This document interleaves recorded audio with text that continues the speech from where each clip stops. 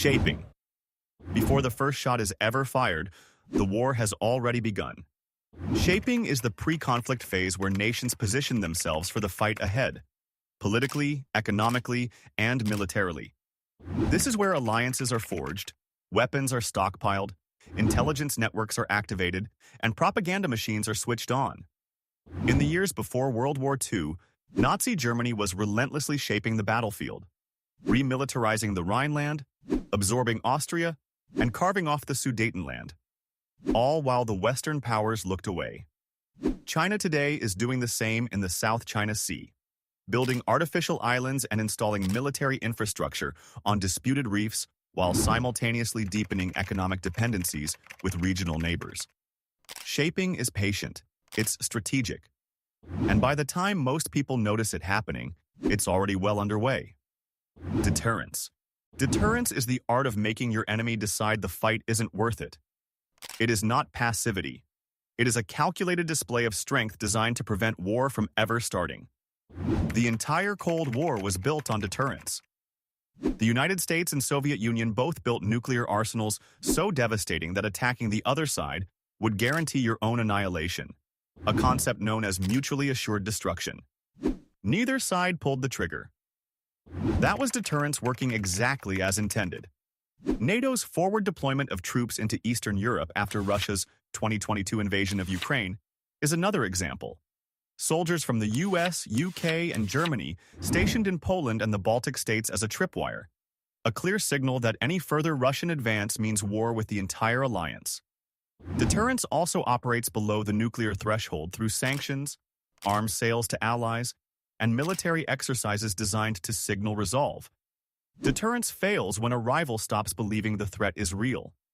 That's when things get dangerous. Mobilization. When deterrence collapses and the decision for war is made, mobilization begins. This is the massive, grinding process of converting a peacetime nation into a wartime machine. Armies are raised, reservists are called up, factories are retooled, supply chains are redirected, and civilian infrastructure is pressed into military service. In World War I, mobilization was so rigid and so deeply baked into military planning that once the process started, it was nearly impossible to stop. Austria-Hungary mobilized against Serbia. Russia mobilized against Austria. Germany mobilized against Russia and France. Within weeks, all of Europe was at war, in part because no one could hit the brakes once the machine was in motion. In World War II, the United States transformed its entire industrial economy inside of 2 years, producing more tanks, ships, and aircraft than all the Axis powers combined. Mobilization doesn't just fill the ranks. It determines whether a nation can sustain a war, not just start one. Opening offensives. The opening offensive is the moment war becomes real. One side moves, fast, hard, and with maximum violence, trying to seize the initiative and dictate the terms of the conflict before the enemy can react. Germany's invasion of France in May 1940 is one of the most stunning opening offensives in history. Wehrmacht armor punched through the Ardennes, bypassed the Maginot Line entirely, and reached the English Channel in 10 days, cutting off Allied forces and forcing the collapse of French resistance in 6 weeks.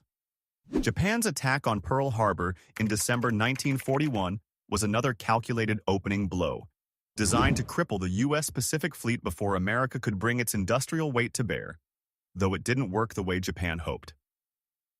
Russia's full-scale invasion of Ukraine in February 2022 was intended to follow the same logic, a lightning strike to decapitate the government in Kyiv before the West could respond. It failed.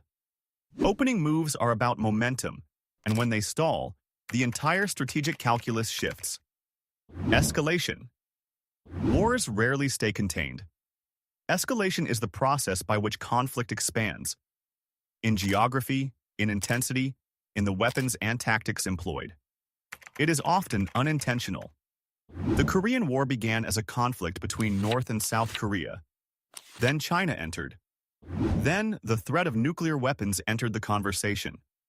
What started as a regional conflict became a flashpoint for a global superpower standoff. In Vietnam, The United States escalated from military advisors to air campaigns to 500,000 ground troops, each step justified by the last, none of them solving the fundamental problem. Each escalatory move narrowed the options available and deepened the commitment, making withdrawal politically harder even as the military situation deteriorated. Escalation is driven by desperation, by miscalculation, and by the unwillingness of either side to absorb a loss. It is one of the most dangerous phases of any conflict because the endpoint becomes increasingly hard to define. Turning point. Every war has a hinge, a moment, a battle, or a decision that breaks the trajectory of the conflict and sets one side on the path to victory and the other toward defeat. These turning points are often only obvious in hindsight. The Battle of Midway in June 1942 was the turning point of the Pacific War. Japan lost 4 fleet carriers in a single engagement, irreplaceable ships and irreplaceable pilots. The offensive initiative passed to the United States and never returned. On the Eastern Front of World War II, Stalingrad was that hinge. The encirclement and destruction of Germany's 6th Army in early 1943, over 300,000 men killed or captured, shattered the myth of German invincibility and permanently seized the strategic initiative for the Soviet Union. Turning points are rarely recognized in the moment. Commanders on the losing side often continue pouring resources into a fight they've already structurally lost. A turning point doesn't end the war. It decides who wins it. Collapse. After the turning point, one side begins to disintegrate. Collapse is the phase where military resistance fractures, political will evaporates, and the entire system holding a belligerent together comes apart. It can happen fast. The fall of France in 1940 took 6 weeks. The collapse of the Afghan government in 2021 happened so rapidly that U.S. intelligence assessments were rendered obsolete within hours. The Taliban took Kabul before American evacuation plans were fully in place. Sometimes collapse is military. Armies shattered in the field. Supply lines severed. Commanders surrendering by the thousands. Sometimes it is political. Leaders fleeing, institutions dissolving, populations refusing to fight for a cause they no longer believe in. Germany in 1918 collapsed, not because its army was destroyed outright, but because the home front gave out. Strikes, starvation, mutinies in the fleet, revolution in the streets, and a Kaiser who abdicated and fled into exile. Collapse is rarely clean, and it almost never happens all at once. Stabilization. Winning the war is the beginning, not the end. Stabilization is the post-conflict phase where the victor, or the international community, attempts to establish order, rebuild institutions, disarm combatants, and prevent the violence from reigniting. It is also the phase where the greatest blunders of the modern era have been made. After the 2003 invasion of Iraq, the United States dismantled the Iraqi army and disbanded the Ba'ath Party overnight. Decisions that left hundreds of thousands of armed, unemployed, and humiliated men with no stake in the new order. The insurgency that followed killed tens of thousands and destabilized the region for decades. Germany after World War II offers the counterexample. The Marshall Plan poured resources into reconstruction, denazification was pursued systematically, democratic institutions were built from the ground up, and West Germany was rebuilt into a stable democracy within a generation. Stabilization requires patience, resources, local legitimacy, and a clear political strategy. Without them, the cycle starts again, and the shaping for the next war begins.